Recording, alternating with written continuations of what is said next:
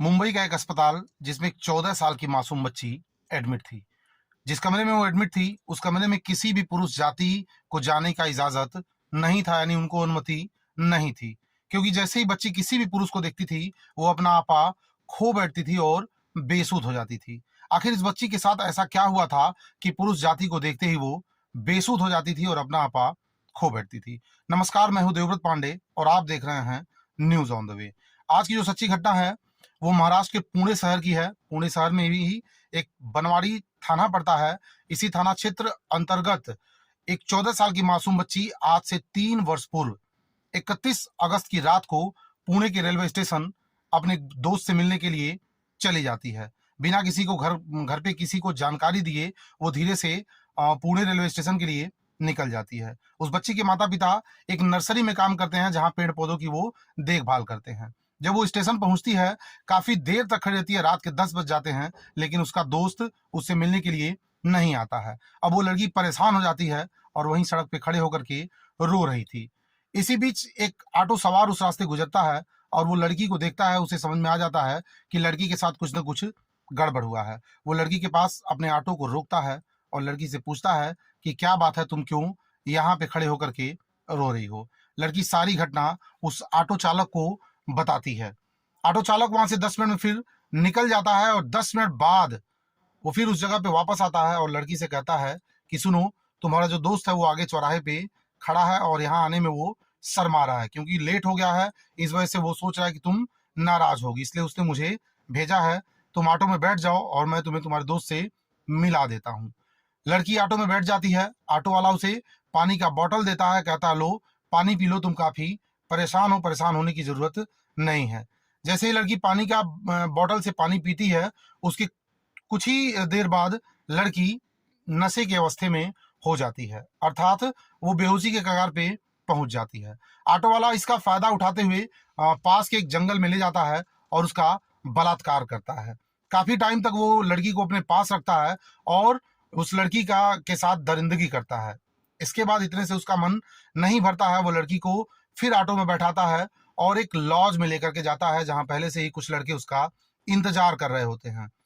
हो सकता है कि उसने पहले ही लड़कों को सूचित कर दिया हो कि मैं एक लड़की लेकर के आ रहा हूँ। लड़की को वो एक लॉज में ले जाते हैं। लॉज में ले जाने के बाद एक कमरे में बंद कर देते हैं और बारी बारी मिल करके 12 लड़के उस 14 साल की मासूम बच्ची के साथ दरिंदगी करते हैं।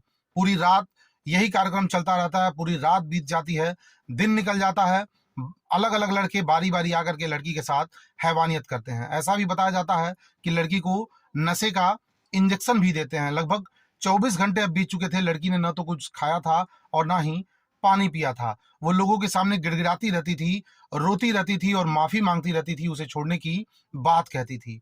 लेकिन उन दरिंदों के अंदर दया नाम की कोई चीज नहीं थी। बार बार उसके साथ हैवानियत होती थी। लगभग 48 घंटों तक उसके साथ इन 12 दरिंदों ने दरिंदगी की। उसके बाद उनमें से ही एक लड़के को लड़की पे दया आ जाता है और वो ले जाता है पुणे के रेलवे स्टेशन पे, उसको छोड़ देता है और चंडीगढ़ जाने वाली एक ट्रेन में बच्ची को बैठा देता है।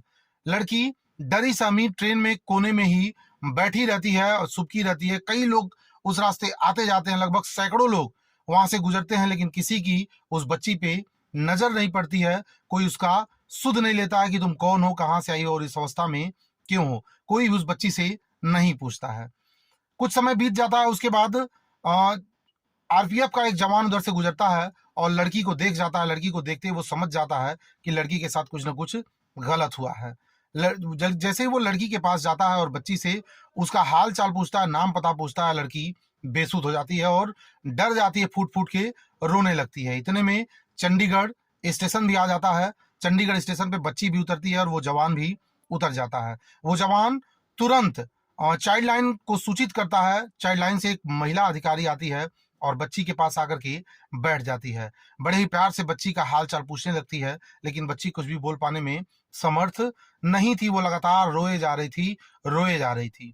बहुत प्यार से समझाने के बाद, बहुत दुलार पुचकार करने के बाद महिला एक माँ की तरह उसके माँ की भूमिका निभा रही थी और बहुत ही प्यार से बच्ची को पूछती है, उससे बात करती है, उसके साथ घटित घटना को जानने की कोशिश करती है।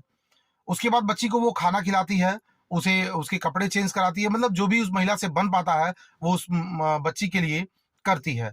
इधर बनवाड़ी थाना में जब बच्ची घर नहीं पहुंचती है तो उसके माँ बाप वहां के पास के थाने में जा करके, यानी बनवाड़ी थाने में जा करके एक गुमशुदगी का रिपोर्ट दर्ज कराते हैं।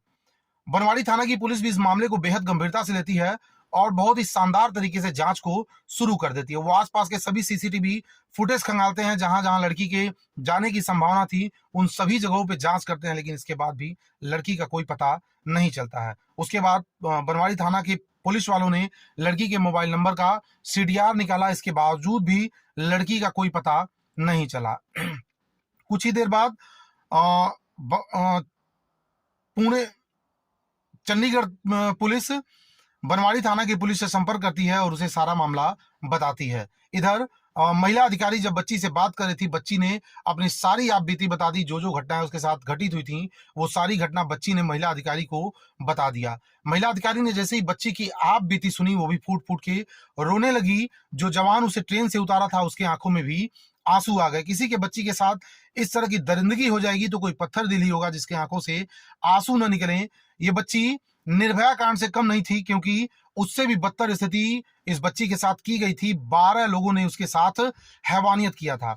चंडीगढ़ पहुंचने के दौरान बीच में दादर स्टेशन पे 2 सफाई कर्मी थे जिन्होंने बच्ची को उस अवस्था में देखा और बच्ची को ले जाकर के उन 2 सफाई कर्मचारियों ने भी उसके साथ बलात्कार किया और फिर उसको चंडीगढ़ जाने वाली ट्रेन में बैठा दिया। इधर चंडीगढ़ रेलवे स्टेशन पे महिला अधिकारी ने तुरंत बनवाड़ी थाना को सूचित किया और बच्ची को हवाई जहाज से मुंबई के लिए रवाना कर दिया गया। जब वो मुंबई पहुंचे तो बच्ची को तत्काल हॉस्पिटल में दाखिला कराया गया। बच्ची पुरुष जाति को देखते ही बिफर पड़ती थी, पपक के रो पड़ती थी और बेसुध हो जाती थी। इसलिए वहां के प्रशासन ने सख्त निर्देश जारी कर दिया कि बच्चे के कमरे में कोई भी पुरुष नहीं जाएगा। जो भी इसकी देखभाल करेंगे, जो भी इसकी जरूरतों को पूरा करेंगे, वो केवल लेडीज ही होंगी, दूसरा कोई नहीं जाएगा। इधर जब बनवाड़ी थाना को सारी मामले की जानकारी हो गई, बच्ची के साथ घटित घटना की जानकारी हो गई, तो उसके बाद उसने रेलवे स्टेशन के 31 दिसंबर की रात को गुजरने वाले हर गाड़ियों का सीसीटीवी फुटेज में खंगालने लगी।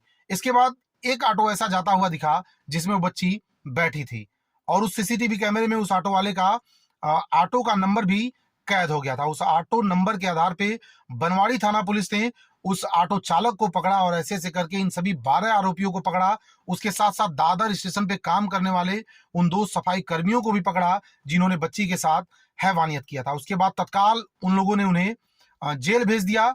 इधर बच्ची के साथ हुई घटना को जो लोग भी सुन रहे थे उनके रोंगटे खड़े हो जा रहे थे। ये घटना जो थी ज्यादातर मीडिया में नहीं आई, क्योंकि बहुत सारे मामलों में मीडिया को जितना काम करना चाहिए उतना काम नहीं कर पा रही थी, इसलिए इस मामले को ज्यादा ये मामला हाईलाइट नहीं हो पाया था, क्योंकि मीडिया ने इसमें उतना रोल नहीं निभाया जो उनको निभाना चाहिएगा। मैं सैल्यूट करता हूं उस रेलवे के जवान का जिसने इस बच्ची को देखा और उसका हाल चाल पूछा, साथ ही साथ उस महिला अधिकारी का को भी मैं सैल्यूट करता हूं जो अपनी बच्ची की तरह अपनी बच्ची मान करके इस बच्ची की सारी आप बीती सुनी और तत्काल इसमें कार्रवाई की, जिससे जो भी आरोपी थे उन्हें जेल हो सका। इस तरह की घटनाओं को सुना करके किसी को डराना, किसी को भयभीत करना नहीं है, बल्कि लोगों को जागरूक करना है, बच्चों को जागरूक करना है कि कोई भी निर्णय लेने से पहले आपको 1000 बार सोचना चाहिए, नहीं तो इस तरह की घटनाएं आपके साथ भी घटित हो सकती हैं। अगर कहानी आपको अच्छी लगी है तो YouTube पे देख रहे हैं तो चैनल को सब्सक्राइब कर दीजिए, फेसबुक पे देख रहे हैं तो हमारे पेज को फॉलो जरूर कर दीजिए। और ऐसी और भी अपराध की दुनिया की घटनाओं को, अपराध की कहानियों को सुनने के लिए देखते रहिए न्यूज़ ऑन द वे।